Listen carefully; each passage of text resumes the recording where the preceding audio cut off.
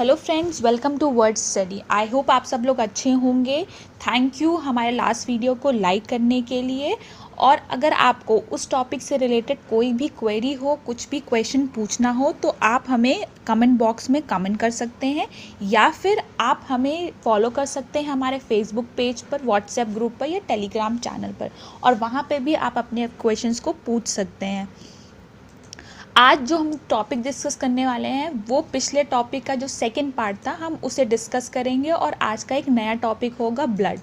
तो हमारे जो दो टॉपिक है जिन्हें हम डिस्कस करेंगे, वो पहला टॉपिक है सिस्टमिक या लिम्फ सर्कुलेटरी सिस्टम, या फिर हम बोलेंगे लिम्फेटिक सिस्टम, और दूसरा है हमारा ब्लड फ्लूइड। और ब्लड फ्लूइड के अंदर भी हेमोपोइसिस और ब्लड क्लॉटिंग के बारे में हम पढ़ेंगे।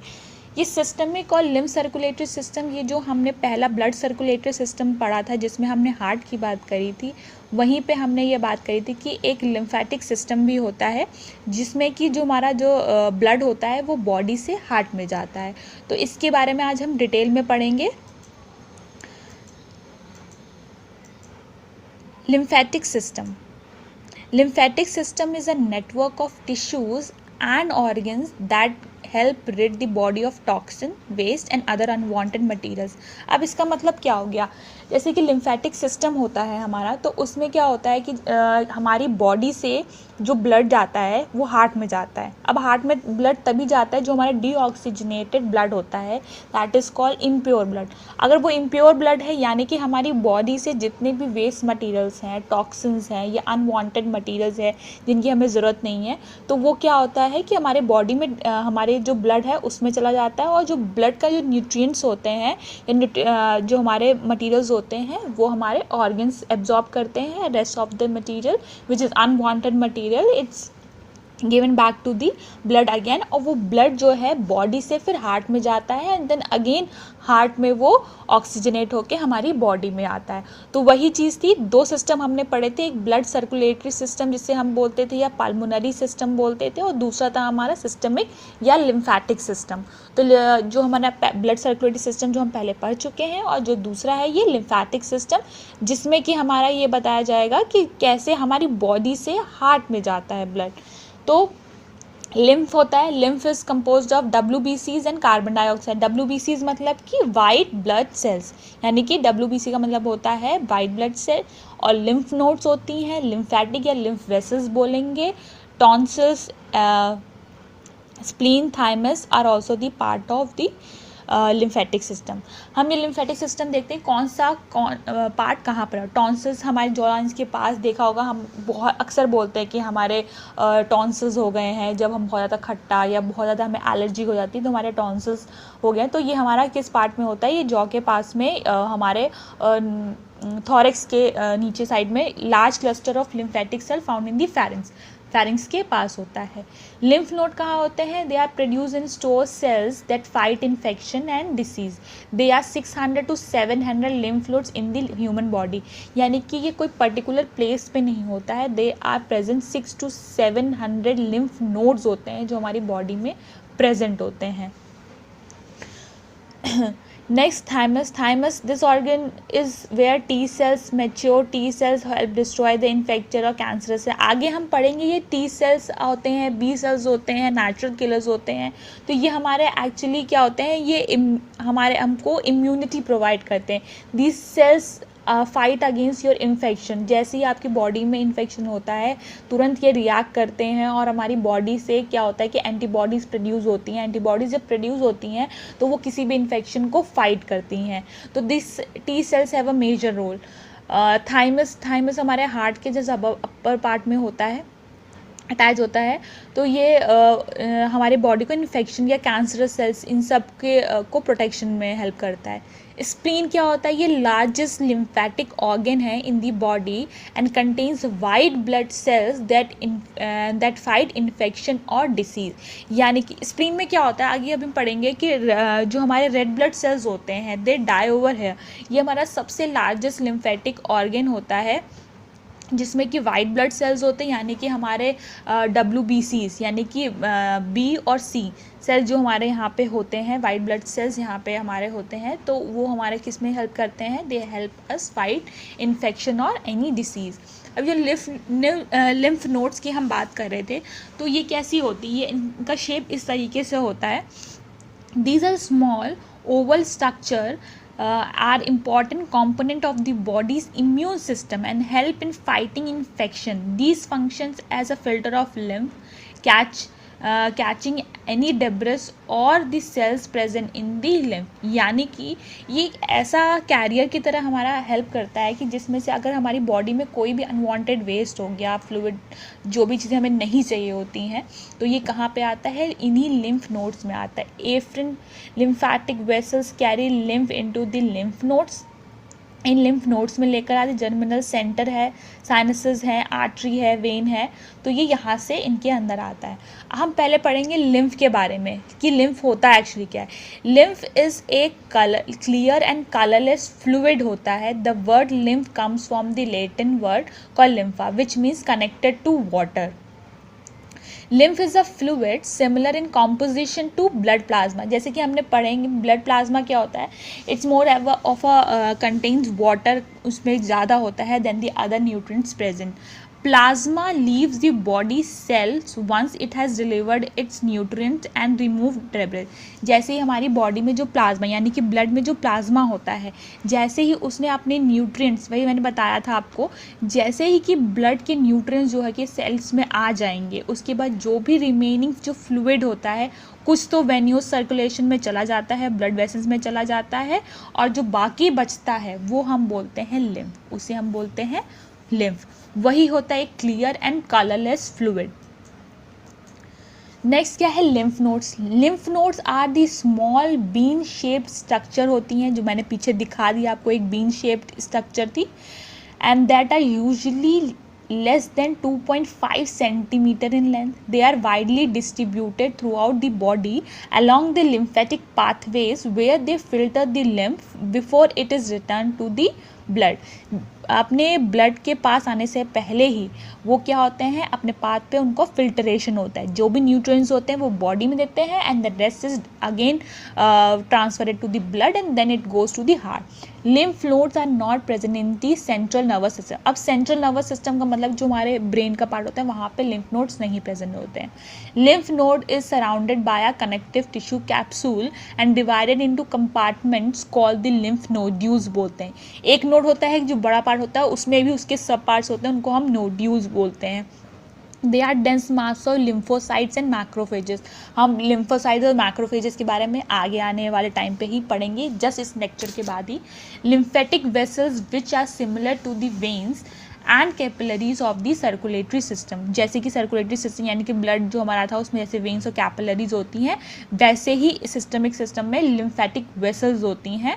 The vessels are connected to the lymph nodes where the lymph is filtered. यानी कि जो हमारा क्लियर फ्लूइड होता है वो इन्हीं लिम्फेटिक वेसल्स में आके अपने आप को फिल्टर करता है। यानी कि जो भी न्यूट्रिएंट्स होते हैं वो इनमें लिम्फ वेसल्स में होते हैं, बाकी सारी जो चीज़ें होती हैं वो again it will leave into the blood.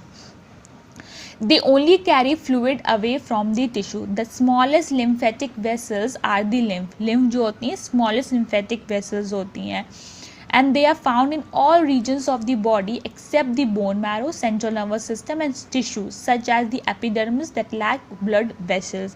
तो वहाँ पे क्या होती है, ब्लड वेसल्स नहीं होती है। तो जहाँ बोन मैरो होता है, सेंट्रल नर्वस सिस्टम होता है, टिश्यूज़ होते हैं, वहाँ पे हमारी लिम्फेटिक वेसल्स नहीं होती हैं, वहाँ पे क्या होता है, ब्लड वेसल्स होती हैं। The spleen acts as a blood filter. It controls the amount of RBCs and blood storage in the body and helps to fight infection। मैंने बताया स्प्लीन जो होता है is a graveyard of red blood cell, हम बोलते हैं इसको, क्या बोलते हैं, it's a graveyard of red blood cells. यहाँ पे आके जो हमारी रेड ब्लड सेल्स होती हैं they die over here and it stores the blood, storage भी बोलते हैं हम इसको, and the body helps us in fighting the infection. यानी कि हमारी बॉडी में इस रेड ब्लड सेल को, ब्लड की स्टोरेज को ये कंट्रोल करता है। नेक्स्ट हम बात करेंगे, हमारा यही था लिम्फेटिक सिस्टम है जिस चीज़ के बारे में बात करी, मेन इनके यही पार्ट्स थे जिसके बारे में हमको डिस्कस करना था। स्प्लीन हो गया, लिम्फेटिक वेसल्स, लिम्फ नोड्स के बारे में। अब हम शुरू करते हैं, हमारा नेक्स्ट टॉपिक है that is called body fluid या ब्लड फ्लूइड। अब जो बॉडी फ्लूइड में होता है कि दो तरह के फ्लूइड की बात करते हैं हम, एक इंट्रासेल्यूलर फ्लूइड होता है और एक एक्स्ट्रा सेल्यूलर फ्लूइड होता है। इंट्रासेल्यूलर फ्लूइड यानी कि फ्लूइड ऑफ ईच सेल, यानी कि जो हर एक सेल के अंदर प्रेजेंट होता है इटसेल्फ। और एक्स्ट्रा सेल्यूलर फ्लूइड कौन सा होता है, ब्लड हो गया, लिम्फ हो गया, सेरेब्रोस्पाइनल फ्लूइड होता है एक्सेट्रा। यानी कि एक हमने बात करी थी पेरिकार्डियल फ्लूइड, ये सब भी क्या होते हैं जो सेल को सराउंड करें, बाहर से उसको प्रोटेक्शन देते हैं। जैसे ब्लड के बाहर, ब्लड खुद में एक फ्लूइड है जो हमारे बॉडी को आउटर जितने भी सेल्स होते हैं उनको प्रोटेक्शन देता है। लिम्फ, वही अभी हमने बात करी, एक क्लियर फ्लूइड है जो कि फिल्ट्रेशन के लिए प्रोसेस में आता है। सेरिब्रोस्पाइनल फ्लूइड जो होता है हमारी जो क्रेनियल कैविटी होती है, हमारे ब्रेन की जो क्रेनियल कैविटी होती है उसमें प्रेजेंट होता है। हार्ट में हमने पेरिकार्डियल फ्लूइड के बारे में बात करी थी, तो वो पेरिकार्डियल फ्लूइड भी हार्ट को बाहर से सराउंड करता है। और जो इंटरसेल्यूलर फ्लूइड होता है, it is present in each specific cell, जो अब इंटरनली अब उसको हर एक सेल्स को प्रोटेक्शन प्रोवाइड करता है इंटरनली। तो जो बॉडी फ्लूइड होते हैं दो तरह के हो गए, intercellular and extra cellular. Blood की बात करते हैं, ब्लड एक्चुअली होता क्या है, इसके फीचर्स, सब चीज़ के बारे में बात करते हैं, इसके मेन फीचर्स क्या हैं। Blood is the only fluid tissue in the human body. Will say that blood क्या है, ब्लड भी एक टिश्यू है and it is a connective tissue. It delivers necessary substances such as nutrients and oxygens to the cell. कहाँ पे होते हैं, embryonic मीसोडम, जब फीटस यानी कि बेबी, जब प्लेसेंटा ऑफ फीटस के टाइम पे ये जो एम्ब्रियोनिक स्टेज होती है उसी टाइम पे ये जो कनेक्टिव टिश्यू है ये डेवलप होने लग जाता है, और इसका ओरिजिन भी एम्ब्रियोनिक मीसोडम में होता है।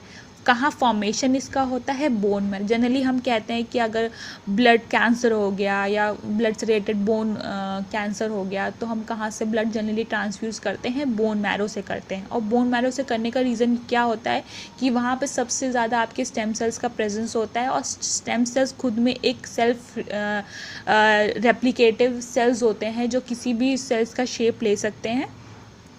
अभी इसके बारे में हम और डिटेल में बात करेंगे। इसका ब्लड का एल्कलाइन क्या होता है, ब्लड का जो पीएच होता है दैट इज़ एल्कलाइन होता है, और 7.3 से 7.5 के बीच में होता है। दैट इज़ बिट सॉल्टी, सब ने टेस्ट किया होगा आई थिंक। डेंसिटी उसकी होती है 1.04 से 1.07। विस्कोसिटी होती है 5 टाइम्स ऑफ वाटर विस्कस होता है। विस्कोसिटी को हम कहते हैं कि स्टम्प्स में कितने ज़्यादा उसमें है। अमाउंट क्या होता है 5 to 6 लीटर्स है, और it is 7 to 8% of total body weight and surrounding the 113 parts of the body. It is opaque. Generally जो हमारा ब्लड होता है वो ओपेक होता है, it has no colour. But जैसे कि हीमोग्लोबिन क्या होता है, HB factor that gives the red colour to your blood. Functions of blood के बारे में बात करेंगे। मेनली ब्लड के क्या होते हैं, 3 फंक्शन होता है, या तो वो ट्रांसपोर्ट करता है, या तो प्रोटेक्ट करता है, एंड रेगुलेशन करता है। यानी कि ये तीनों ही काम उसके होते हैं, ट्रांसपोर्टेशन, प्रोटेक्शन एंड रेगुलेशन। अब वो क्या ट्रांसपोर्ट करता है, किस चीज़ से प्रोटेक्ट करता है और क्या रेगुलेट करता है। Transport, this transport gases namely oxygen, carbon dioxide between lungs and rest of the body. ये तो हमने देखा ही है कि कार्बन डाइऑक्साइड और ये ऑक्सीजन का एक्सचेंज होता है लंग्स और रेस्ट ऑफ द बॉडी के बीच में। न्यूट्रिएंट्स क्या होते हैं, nutrients from the digestive tract and storage site to the rest of the body. Waste products to be detoxified और removed by the liver and kidneys. Hormones from the glands in which they are produce to their target cells में produce करते हैं। Heat to the skin as to help to regulate body temperature. Heat transfer करते हैं skin में ताकि हमारा body temperature जो है वो मेंटेन रहे।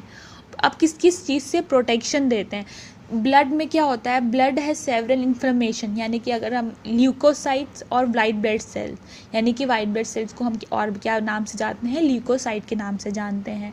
और ये क्या करते हैं, ये करते हैं डिस्ट्रॉय करते हैं माइक्रो ऑर्गेनिजम्स को एंड कैंसर सेल्स को, and antibodies and other protein destroy pathogenic substances को। प्लेटलेट फैक्टर क्या होता है, वो ब्लड क्लॉटिंग में हेल्प करता है। तो ब्लड के 3 वेरिएशन हैं जो अलग अलग वे में हमारी बॉडी को प्रोटेक्ट करती हैं, सब कुछ माइक्रो ऑर्गेनिज्म से बचाने, कुछ पैथोजेनिक सब्सटेंसेस से, और कुछ ब्लड क्लॉटिंग में हमें ब्लड क्लॉट करके हमारी जो भी वूंड होती है उसको ब्लड लॉस ना हो उस पर हेल्प करती है। रेगुलेट क्या करती है, क्योंकि इसका पीएच होता है alkaline, pH by interacting with acids and bases, water balance by transferring water to and from the tissues, यानी कि टिश्यूज़ में भी वाटर ट्रांसफ़र करता है और टिश्यूज़ से दोबारा बॉडी में भी ट्रांसफ़र करता है, ताकि ये एक बैलेंस बना रहे हमारी बॉडी और टिश्यूज़ और सेल्स के बीच में। नेक्स्ट क्या होता है, composition of bloods and function. ये एक डायग्राम है जिसकी वजह से आप ये समझ जाएंगे कि आपका हर एक चीज़ इस डायग्राम में मेंशन है in a short and precise manner. आप अगर इस डायग्राम को अच्छी तरह से समझ लेते हैं तो आपको इसके आगे अगर मैंने थ्योरी भी दी है तो उसका बहुत ज़्यादा कुछ और याद करने की ज़रूरत नहीं पड़ेगी। आप इसी से इस डायग्राम को अपने दिमाग में बैठा सकते हैं।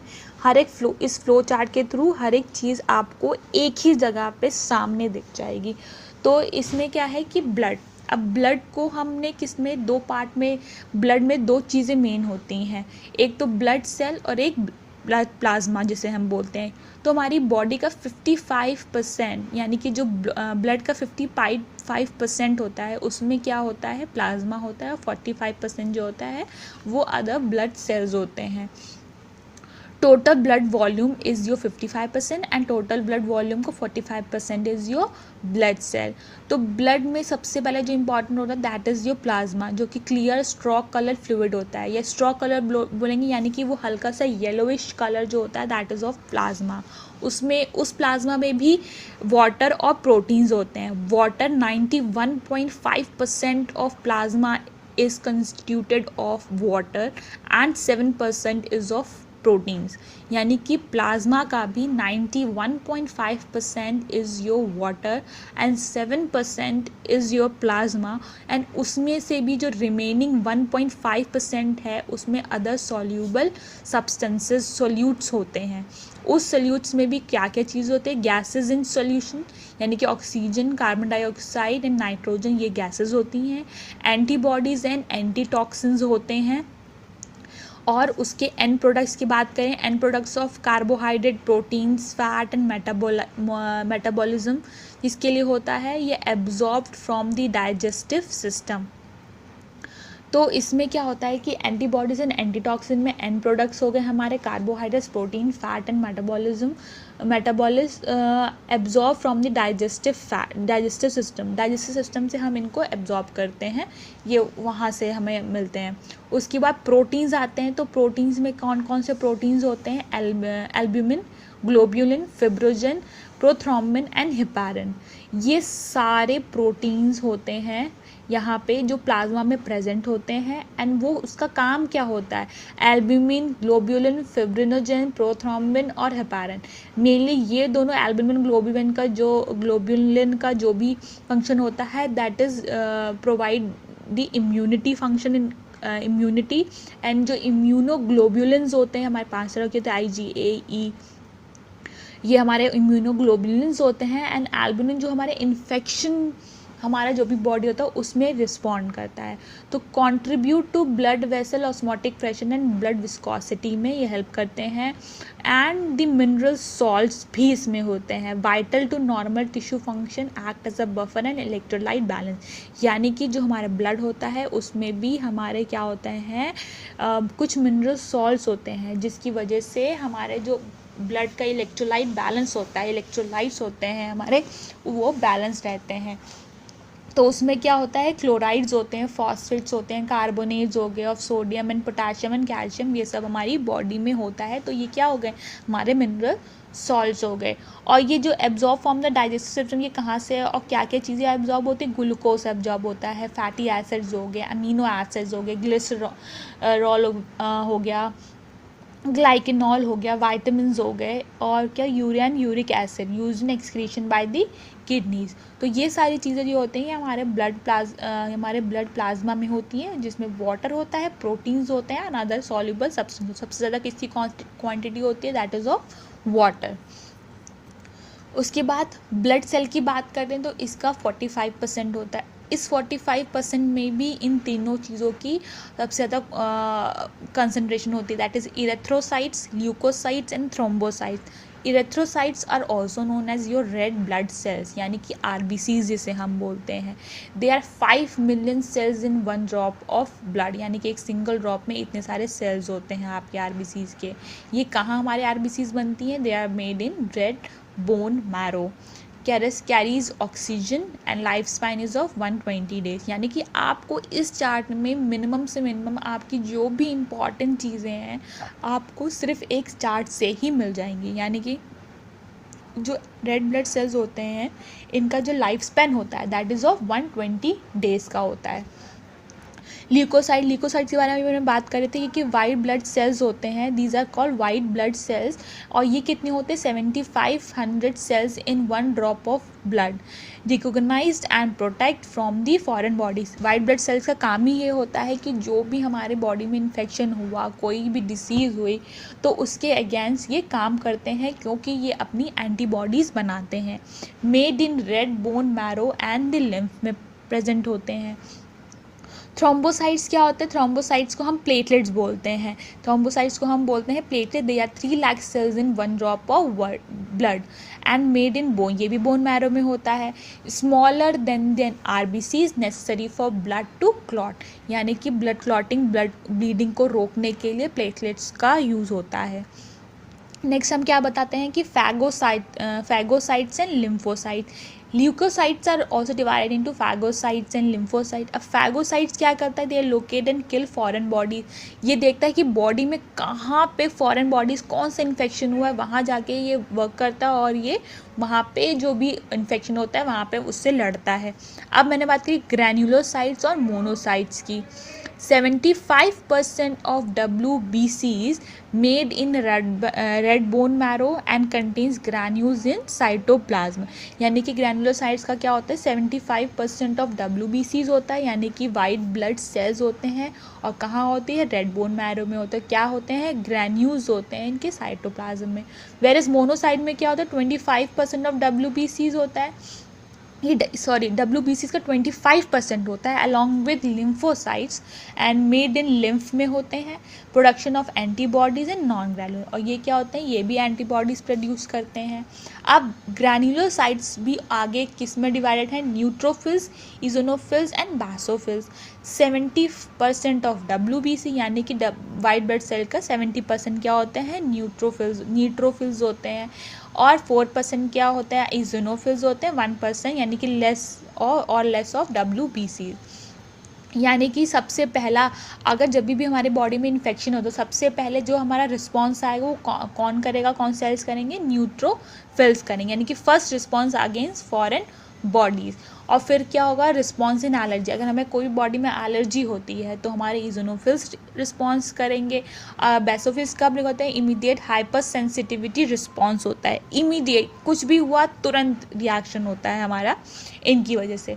तो इस composition of blood and function, यानी कि हमारा ब्लड जो है 2 पार्ट में डिवाइड है, जिसको ब्लड सेल्स इन प्लाज्मा, और उसके बाद उसके जो भी सब डिविजन्स हैं उन सब के फंक्शंस क्या क्या हैं वो सब हैं इसमें। आगे चलते हैं,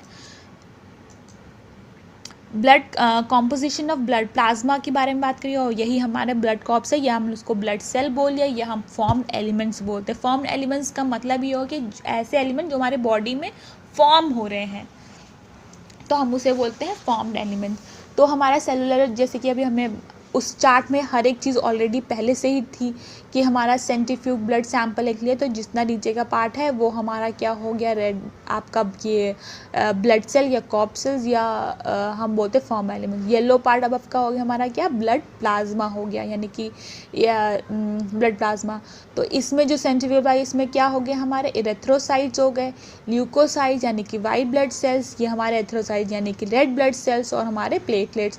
और ल्यूकोसाइट्स में भी हमारे और कौन से सेल है, बेसोफिल्स, डिफेंस इम्यूनिटी लिम्फोसाइट्स और मोनोसाइट। मोनोसाइट्स के बाद हमारे आते हैं न्यूट्रोफिल, बेसोफिल और इसिनोफिल्स। अब प्लाज्मा के बारे में हम थोड़ी डिटेल स्टडी कर लेते हैं। कुछ इंपॉर्टेंट चीज़ें हैं जो कि आपके लिए काम आएंगी। Blood plasma is a mixture of protein, enzyme, nutrients, waste, hormones and gases. किसका मिक्सचर होता है? इसमें प्रोटीन्स भी होते हैं, एंजाइम भी होते हैं, न्यूट्रिएंट्स भी होते हैं, वेस्ट, हार्मोन्स और गैसेस भी होते हैं।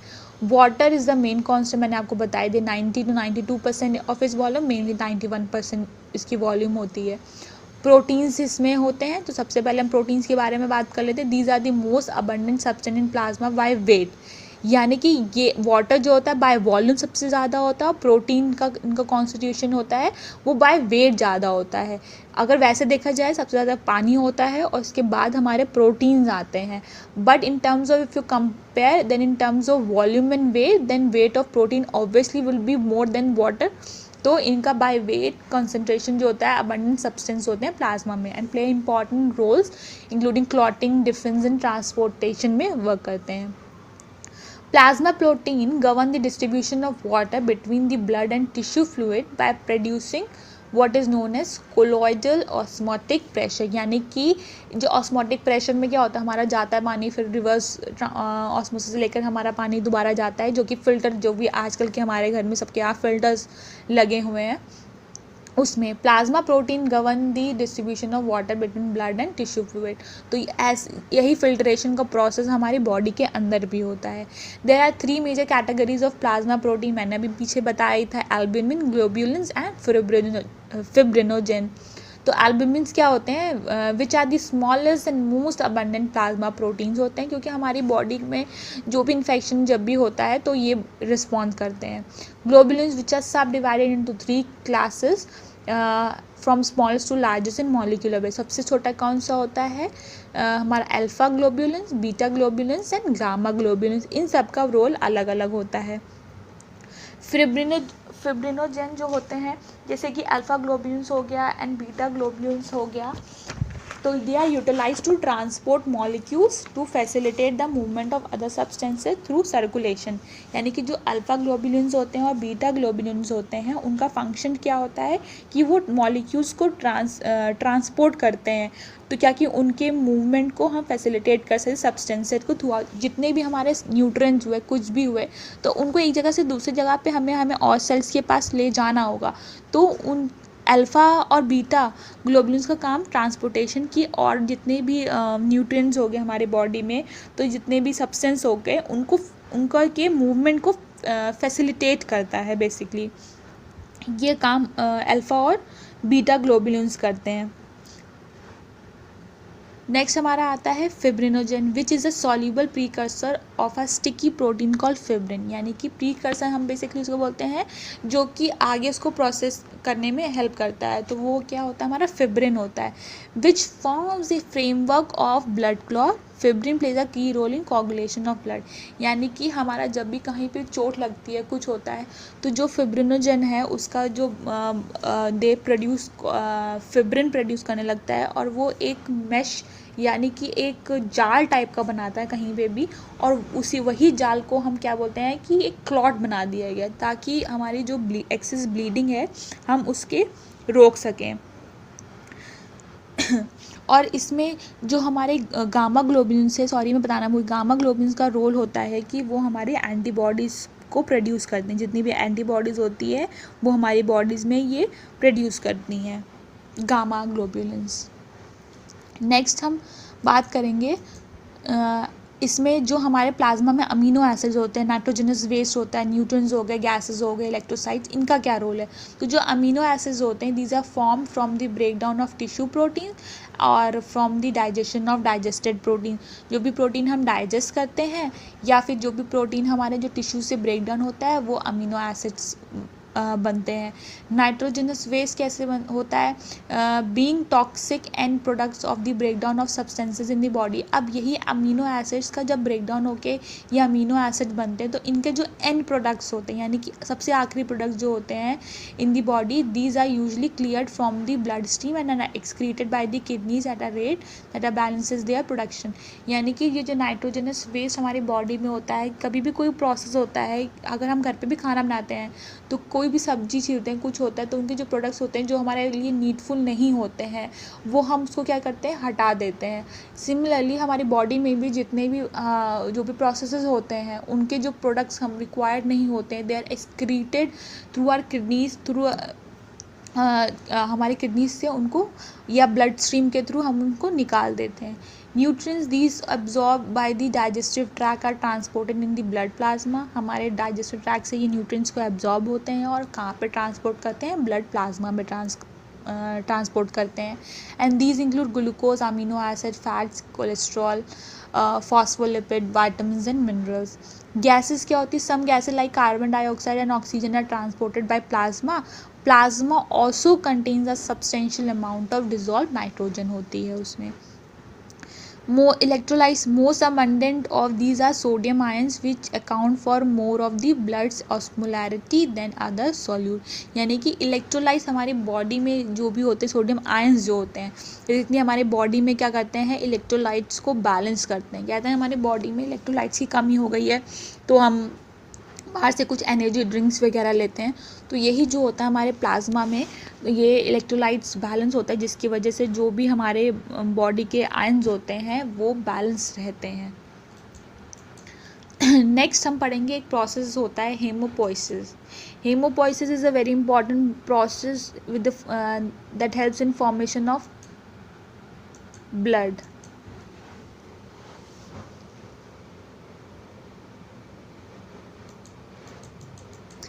Sorry, hemopoiesis is from Greek meaning. Actually, it's a word from Greek and its meaning is new blood. यानी कि ये एक प्रोसेस होता है जिससे कि हमारे बॉडी में जो है कि जो नया ब्लड सेल्स बनते हैं, उनको हम इस प्रोसेस, नए ब्लड सेल के फॉर्मेशन को ही हम बोलते हैं hemopoiesis. Hemopoiesis is the formation of blood cellular component. All blood components are derive from hemopoietic stem cells. Hemopoietic stem cells की अगर हम बात करते हैं कि हमारी बॉडी के अंदर सेल्स होते हैं जिससे हमारे दूसरे जो सेल्स होते हैं वो और सेल्स बनते हैं। स्टेम सेल्स की खासियत सबसे बड़ी यही होती है कि they are self renewing cells होते हैं। They are very unique as they have the ability to mature into all different blood cell types and tissues. और ये हमें कहाँ मिलता है, हमें मिलता है ये बोन मैरो में मिलता है। बोन मैरो में अभी मैंने बताया भी था कि हेमोपोइटिक जो हमारे स्टेम सेल्स होते हैं which will found from our bone marrow, तो हम इन सेल्स का यूज़ ही इसलिए करते हैं क्योंकि हम इन सेल्स से किसी और सेल्स में डिवाइड भी कर सकते हैं और किसी और सेल्स में डिफ्रेंशिएट भी कर सकते हैं। All of the mature specialised blood cells arrive from the hematopoietic stem cell, इसको हम शॉर्ट में बोलते हैं HSC। A multipotent stem cell located in the bone marrow में ये लोकेटेड होता है। The process by which the HSCs differentiate into mature blood cells is called hematopoiesis. और जिस प्रोसेस से हम इसको डिवाइड करते हैं, यानी कि जो दूसरे ब्लड सेल्स में मैच्योर होकर फॉर्म करता है, उस प्रोसेस को हेमेटोपोइसिस बोलते हैं। डिफ्रेंशिएशन अलॉन्ग 2 लिनेजेस, यानी कि इसको भी, इस प्रोसेस को भी हम 2 पार्ट में डिवाइड करते हैं, एक मिलॉयड लिनेज और एक लिम्फॉयड लिनेज। तो मिलॉयड लिनेज में क्या होता है कि RBCs का फॉर्मेशन होता है, यानी कि RBCs हो गए red blood cells and platelets. उसी के अंदर हमने अभी पढ़ा था granulocytes, neutrophils, eosinophils, basophil, mast cells, monocytes और macrophages and dendritic cells. Lymphoid lineage में क्या होता है, T cells, B cells, NK cell and dendritic cells. अब इस पिक्चर में हम देखते हैं क्या है।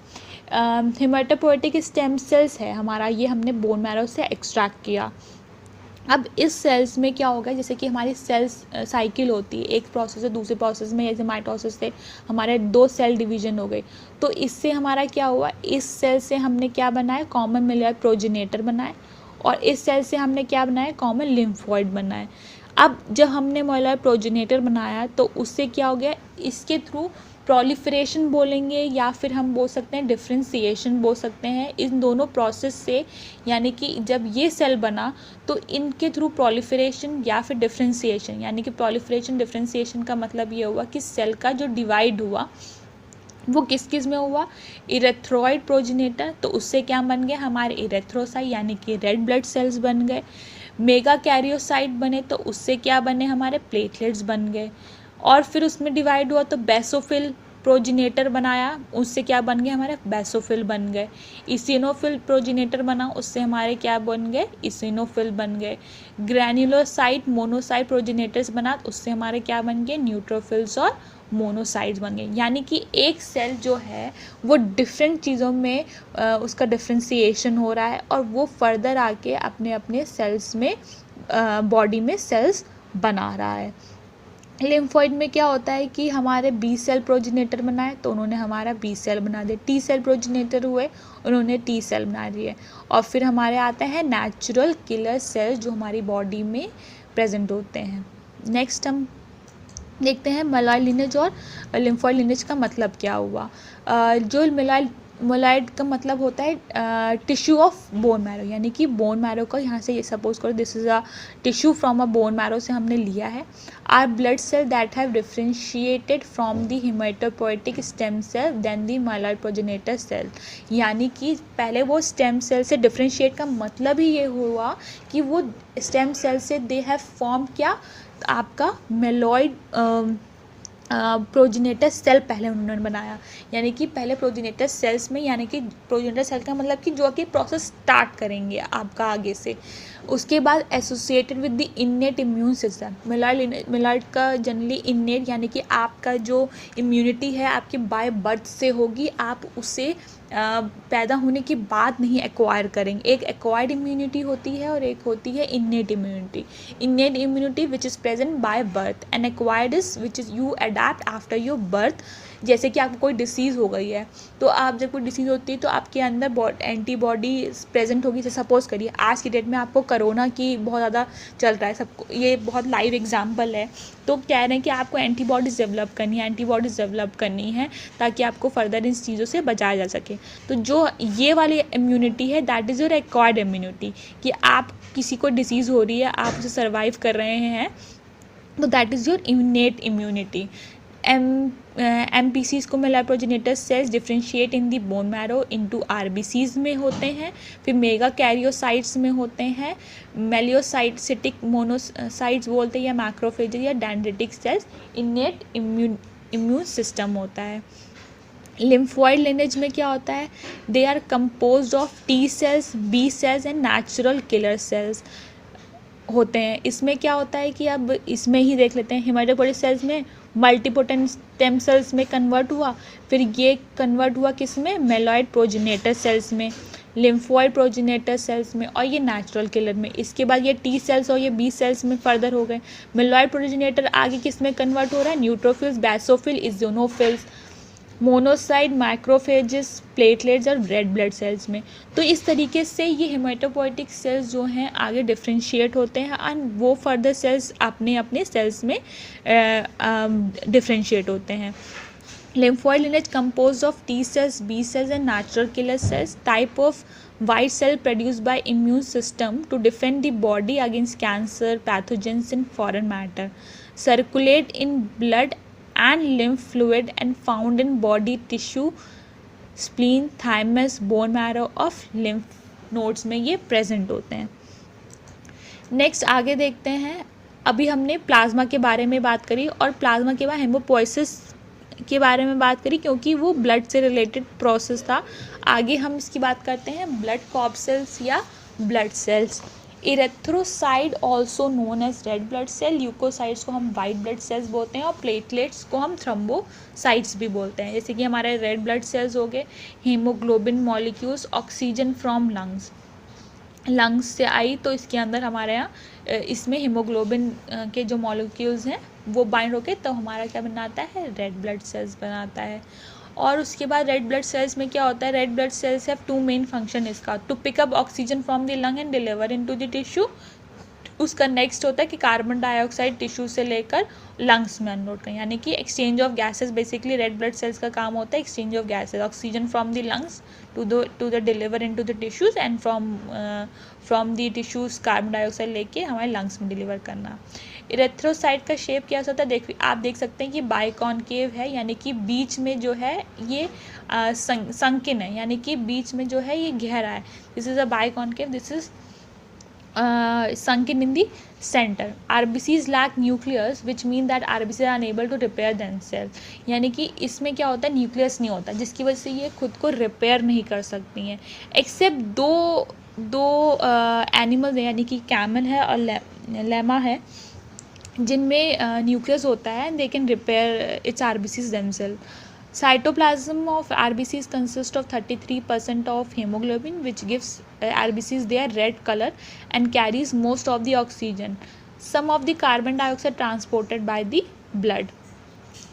Erythropoiesis वही प्रोसेस जिसकी वजह से is the process which produces red blood sales produce करता है. ये प्रोसेस की वजह से क्या प्रोड्यूस करता है, रेड ब्लड सेल्स. एरेथ्रो माने रेड होता है, poiesis means to make. Vitamin B12 and folic acid stimulate the maturation of RBCs. Hemolysis refers to rupture of RBC, यानी कि ये hemolysis जो होता है प्रोसेस होता है उसको हम बोलते हैं rupture of RBCs. Nutrients for measuring RBCs, यानी कि इंस्ट्रूमेंट, यानी कि किस इंस्ट्रूमेंट से हम RBCs को मेजर कर सकते हैं, तो उसको क्या उस इंस्ट्रूमेंट का नाम होता है हेमोसाइटोमीटर.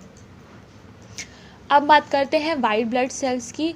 वाइट ब्लड सेल्स में भी वाइट ब्लड सेल्स को हम दो पार्ट में डिवाइड करते हैं, ग्रैन्युलोसाइल्स एंड ए ग्रैन्युलोसाइल. तो ग्रैन्युलोसाइट्स हम पहले पढ़ते हैं, यानी कि उसमें भी हम उसको फर्दर डिवाइड करते हैं न्यूट्रोफिल्स, इज़ोनोफिल्स और बैसोफिल्स में.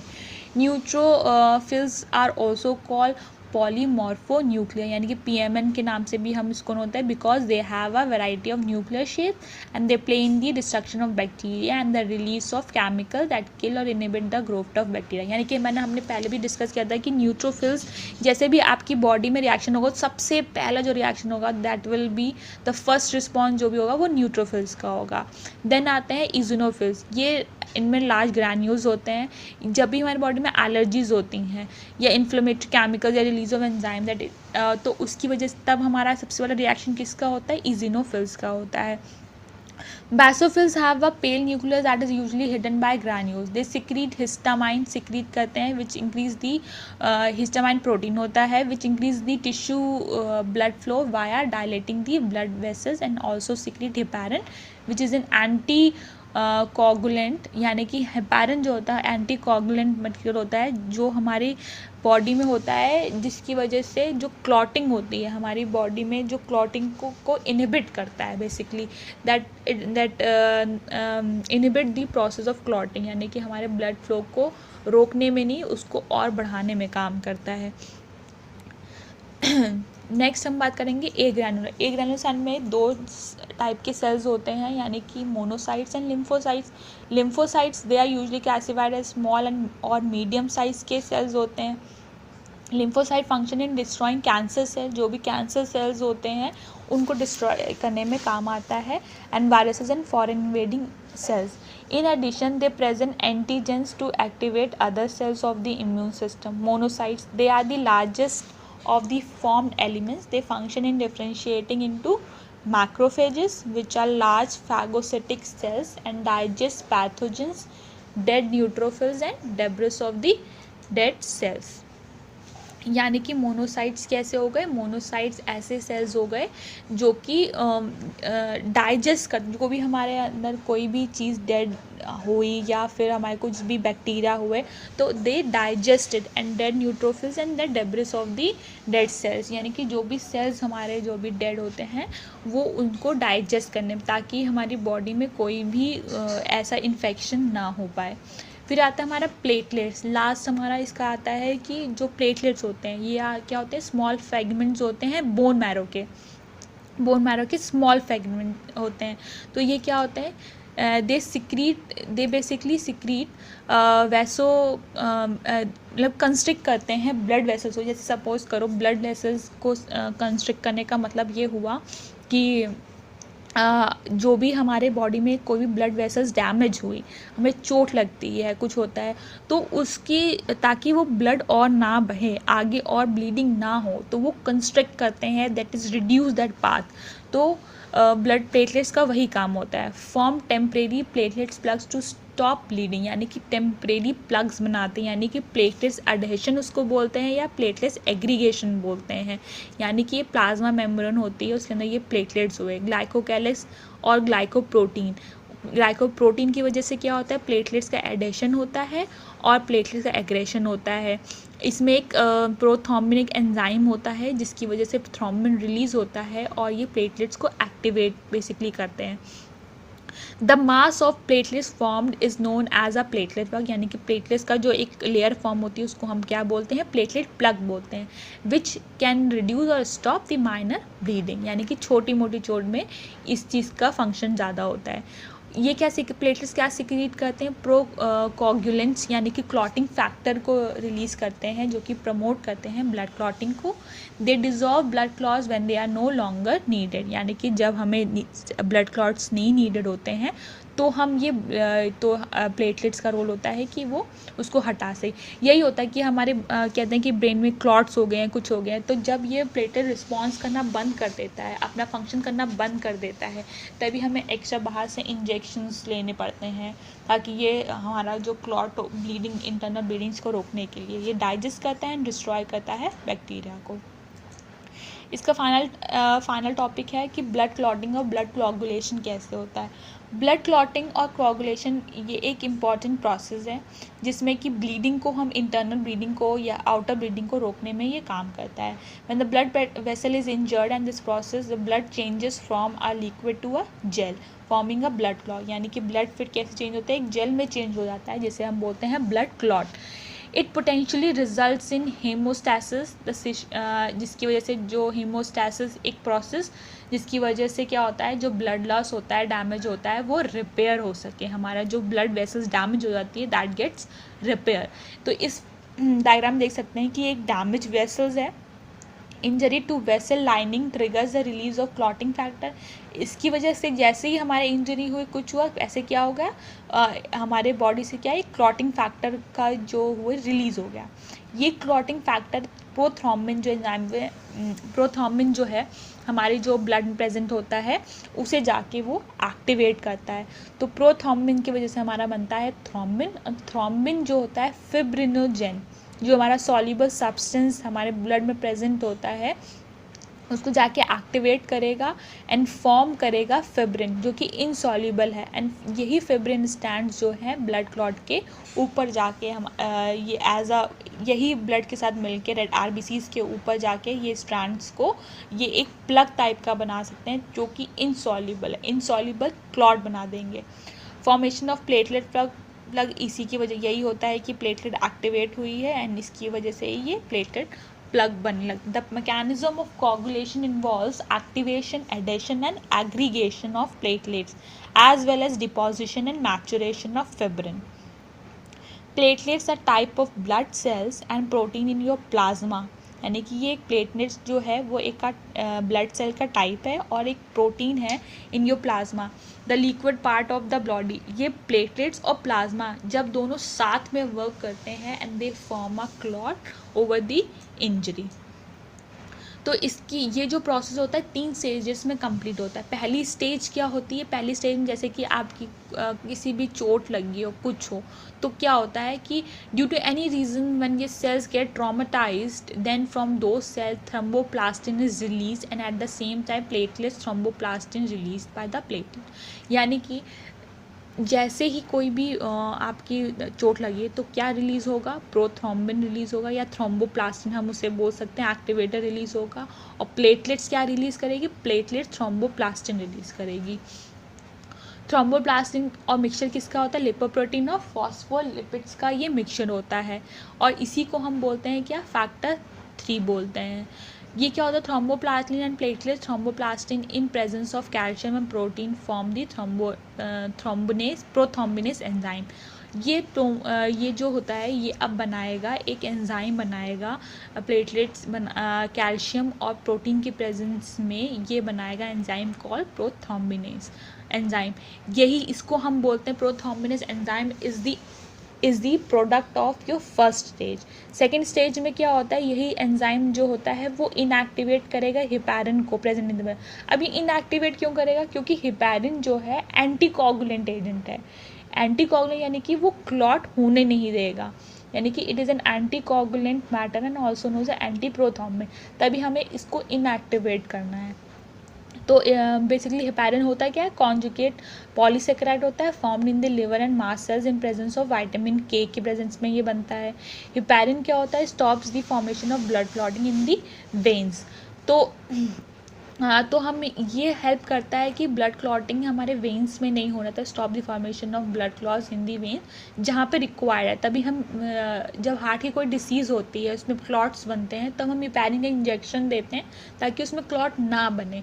लेकिन जो नॉर्मल हमारी इंजरीज होती है जहाँ पे हमें ब्लड क्लॉट्स बनाना है ताकि एक्सेसिव ब्लीडिंग को हम रोक सकें, तो वहाँ हम हेपेरिन को इनएक्टिवेट करते हैं। तो prothrombinase enzyme when inactivates the heparin eight the same time it activates prothrombin and convert into thrombin. यानी कि जहाँ ये प्रोथ्रोम्बिनेज इनएक्टिवेट करता है हेपेरिन को, वहीं पे ये एक्टिवेट करता है प्रोथ्रोम्बिन को, ताकि क्या रिलीज़ हो, थ्रोम्बिन रिलीज़ हो। थ्रोम्बिन जब रिलीज़ होता है तो ये किसको एक्टिवेट करता है, थर्ड स्टेज में जाके ये एक्टिवेट करता है फिब्रिनोजेन को। फिब्रिनोजेन जो कि एक सॉल्युबल प्रोटीन है। एंड जब ये सॉल्युबल प्रोटीन थ्रोम्बिन इसको एक्टिवेट करता है तो ये किस में चेंज होता है, ये फिब्रिन फाइबर्स में चेंज होता है। किस में चेंज होता है, फिब्रिन फाइबर्स में चेंज होता है, जो कि एक इनसॉल्युबल प्रोटीन फॉर्म में होगा। ये after thrombin acts as an third stage में क्या है, thrombin acts as an enzyme in changes soluble protein fibrin into monomers किसमें, फिब्रिन में, नेम प्रोटीन। एंड फिब्रिन कैसा एक fibrous non global insoluble protein है। ये इनसॉल्युबल प्रोटीन है जिसकी वजह से ये एक मैश लाइक स्ट्रक्चर फॉर्म करता है रेड ब्लड सेल्स के ऊपर, और ये एक क्लॉट का फॉर्म लेता है। Yellow clot formation over wound is an identification of blood clot, and this is serum and it is ARBC and fibrinogen plasma. यानी कि जो क्लॉट होता है, यानी कि जो सीरम होता है जिसके ऊपर डिपॉजिट होता है, वो किसका मिक्सचर किसका होता है, आरबीसीज ऑफ फिब्रिनोजन प्लाज्मा का मिक्सचर होता है।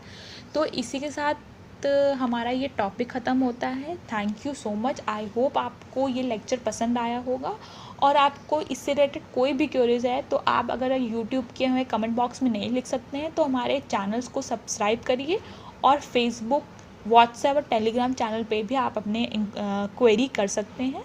और जो भी क्वेश्चंस है आपको जितनी जल्दी होगा उसका रिस्पॉन्स मिलेगा, आपको उसके आंसर्स भी मिलेंगे। इस लेक्चर की PDF आपको इसमें मिल जाएगी, आपको इसका लिंक दे दिया जाएगा, आप वहाँ से इसको डाउनलोड भी कर सकते हैं और वहाँ से पढ़ सकते हैं। Thank you so much, have a nice day.